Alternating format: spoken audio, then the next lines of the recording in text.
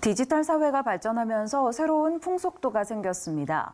바로 앱이나 SNS를 매개로 등장한 새로운 고용과 노동 형태입니다. 네, 대표적인 게 바로 배달이나 대리운전 서비스 등과 같은 것일 텐데요. 고용 형태가 제도적으로 보장되지 않아서 여러 문제가 발생될 수 있다는 지적이 나오고 있습니다. 오늘 하나님의 법, 세상의 법에서는 이 내용 짚어보도록 하겠습니다. 이재만 변호사 나오셨습니다. 변호사님 안녕하십니까? 네, 안녕하세요. 네, 안녕하십니까. 요즘에 배달 앱도 상당히 많아졌고요. 저도 이건 자주 사용하곤 하는데 아무래도 스마트폰을 계속해서 사용하다 보니까 좀 새로운 고용과 또 이 노동 형태가 나타나는 것 같습니다. 네, 그걸 이제 플랫폼 노동이라고도 하는데요. 네. 그것이 이제 스마트폰에 그 앱을 깔아서 그 앱이나 SNS를 통해서 자기가 원하는 것을 주문을 하면 결국은 이제 라이더들, 배달원들이 그 물건을 이제 보내주죠. 이 배달원들이 이제 이른바 이제 새로운 노동 형태, 이제 플랫폼 노동이라고 그러죠. 근데 이 플랫폼 노동자들이 지금은 이제 전체 그 취업자들의 한 2% 정도가 넘어서 거의 한 53만 명 정도 되는데 지금은 이제 이 플랫폼 노동자들이 점차 더 많이 늘어나고 있어요. 이 플랫폼 노동자들의 입장에서는 사실은 일하고 싶을 때 일하고 또 뭐 일의 강도도 조절할 수도 있고 그런 장점들 있는데 이 사람들이 대부분 다 그 개인 그 사업자로 분류가 돼 있기 때문에 사실 현재 법에 보호를 받지 못하는 것이 또 이 문제입니다.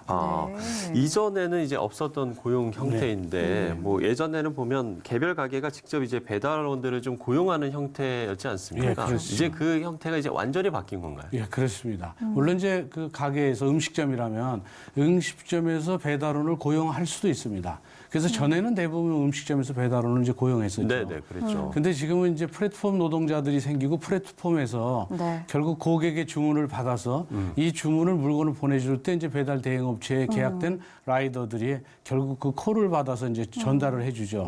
그러다 보니까 지금은 직접 음식점에서 고용하는 것이 아니고 이런 이제 그 사람들은 이제 개인 사업자로 이제 돼 있죠.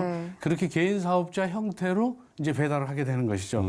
이제 그러다 보니까 결국은 이 수수료를 받는 그런 형태가 돼서 월급을 받는 게 아니라 이제 건당 얼마나 많이 이 콜을 잡아서 일을 하느냐에 따라서 수수료가 이제 많이 차이가 나죠. 그래서 지금 수수료를 받는 형태로 바뀐 것이 이제 플랫폼 노동자들입니다. 그렇군요. 사실 뭐 고용 시장이 확대가 되고 일자리가 생긴다고 한다면 반대할 사람은 없을 텐데 문제는 이제 이분들의 고용 형태가 굉장히 불안하다는 점에 있는 것 같아요. 이제 그 문제는 이제 어차피 근로자들은 근로기준법에 보호를 받게 돼 있습니다. 근데 이 사람들은 근로는 제공하면서 근로기준법에 보호를 받지 못합니다. 그 이유는 음식점에 이제 고용이 됐으면 직원이니까 근로기준법에 고용을 받죠. 근로계약서도 작성하고. 근데 문제는 어떤 음식점에 고용된 게 아니고 배달 대행업체하고 본인이 계약해서 프리랜서처럼 건당 수수료를 받으니까 결국은 근로기준법에 적용이 안 되는 거죠. 그러니까 뭐 근로기준법에 적용이 안 되니까 결국 뭐 최저임금도 보장이 안 되고 특히 이제 산재 같은 게 문제되는데 이 수수료를 받기 때문에 얼마나 많이 일을 하느냐에 따라서 수수료가 늘어나니까 배달하는 사람이 이제 과속을 할 수도 있고 무리하게 또 일을 많이 할 수도 있고 그래서 일반 근로자에 비해서 위험이 많이 따르죠. 그래서 그 위험에 따른 산업재해라든지 뭐 사고가 나면 그 보상을 받아야 되는데 그 산재에 대한 보상도 또 못 받는 거죠. 근로자가 아니니까. 그러니까 근로기준법의 적용도 못 받고 최저임금제 적용도 못 받고 개인 사업자이기 때문에 그렇습니다. 그래서 이런 부분에 대한 보호가 필요한 그런 상황이라고 봅니다.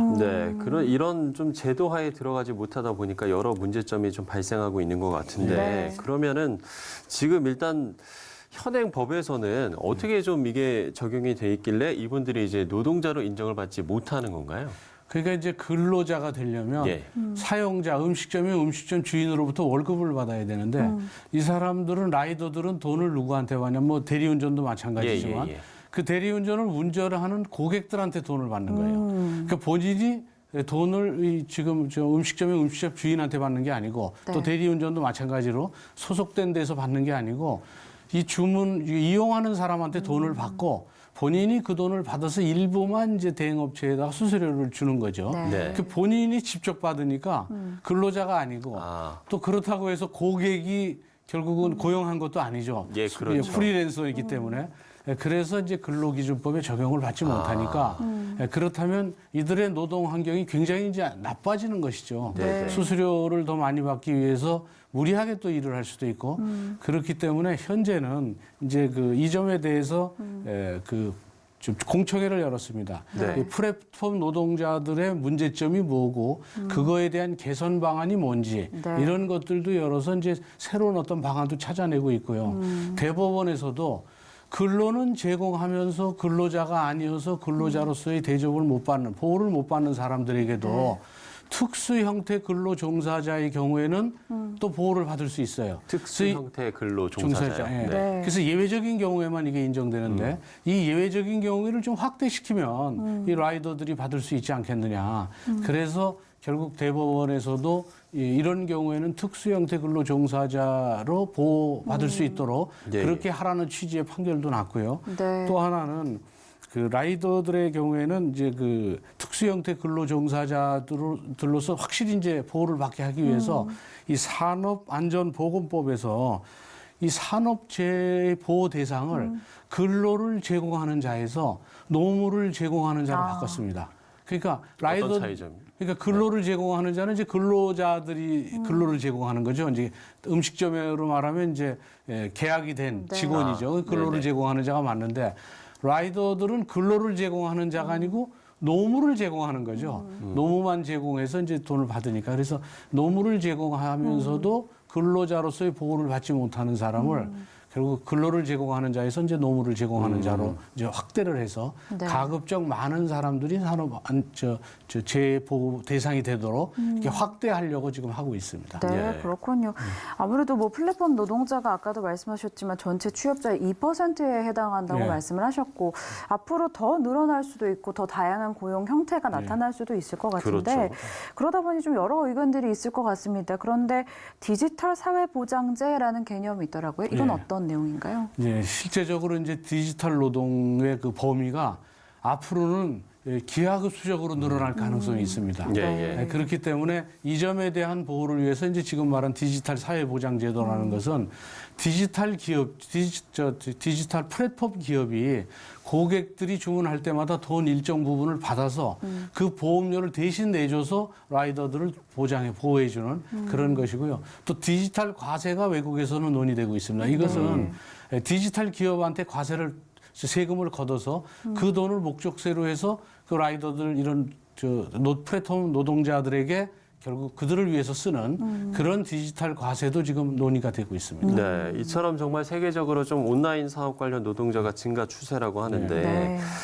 무엇보다도 이런 좀 노동 환경이 달라졌다는 것에 대한 어떤 좀 공감대라든지 인식 변화 이런 부분들도 좀 필요할 것 같거든요. 네, 그렇죠. 아무래도 이제 그 플랫폼 노동자들의 노동 환경이 아주 열악하게 돼 있죠. 그것은 시대 변화에 의해서 새로운 직종이 생겼는데 그 새로운 직종에 대한 보호 그런 법 제도가 따라가지 못하는 것이죠. 그렇죠. 근데 언제나 시대 변화를 법은 따라가지 못합니다. 근데 그 법이 너무 늦게 따라가면 피해가 크니까 네. 신속하게 이제 따라가도록 노력을 해야 되겠죠. 네네. 특히 이제 이게 플랫폼 노동자의 경우에는 시대의 변화뿐만 아니라 사회 환경도 변화돼 있어요. 앞으로는 사람한테 직접 가서 물건을 사거나 음식점에 직접 가서 주문을 하는 것보다는 사람을 만나지 않고 앱이나 기계를 통해서 주문하는 게 훨씬 더 익숙해져 가고 있습니다. 그러니까 젊은 세대들은 이 앱을 통한 주문을 훨씬 선호합니다. 그렇다면 어차피 앱을 통한 주문이 많아지는 것만큼 라이더들도 그만큼 많아지겠죠. 그래서 이 그들에 대한 노동 사회 환경이 변하는 것만큼 노동 환경도 변하고 있으니까 네. 안전한 노동 환경을 만들어주는 그런 법 제도를 만드는 것이 네. 지금 필요하다고 보는 것이죠. 예. 네, 좀 아무래도 인간답게 살고 좀 권리를 보호받을 수 있는 조치들이 취해졌으면 좋겠다라는 생각이 드는데 이 좀 다변화된 사회를 보는 성경적 시각은 좀 어때야 할까요? 예, 그 잠언 11장 21절에 예. 악한 일하고 죄 안 받는 법 없고 착하게 살고 후손이 망하는 법 없다 이런 말씀처럼 시대 변화를 법이 미처 따라가지 못하고 있는 것이 현실이긴 하지만 법 제정 이전에 인간답게 살고 그 권리를 보호해 줄 수 있는 착한 기업은 궁극적으로 흥하기 때문에 네. 통계를 보더라도 착한 기업의 경우에는 가격이 비싸도 사람들이 그 기업의 제품을 산다고 합니다. 그래서 착한 기업은 궁극적으로 흥하게 된다는 것을 인식해서 이 크리스찬들은 이 착한 기업을 지향해야 된다고 봅니다. 예, 알겠습니다. 자, 그야말로 이 노동 환경이 급변하고 있는데 이에 대한 공감과 인식 변화도 발빠르게 좀 돼야 될 것 같다는 생각이 듭니다. 네. 이재만 변호사 이야기 나눠봤습니다. 오늘 말씀 고맙습니다. 예, 감사합니다. 감사합니다.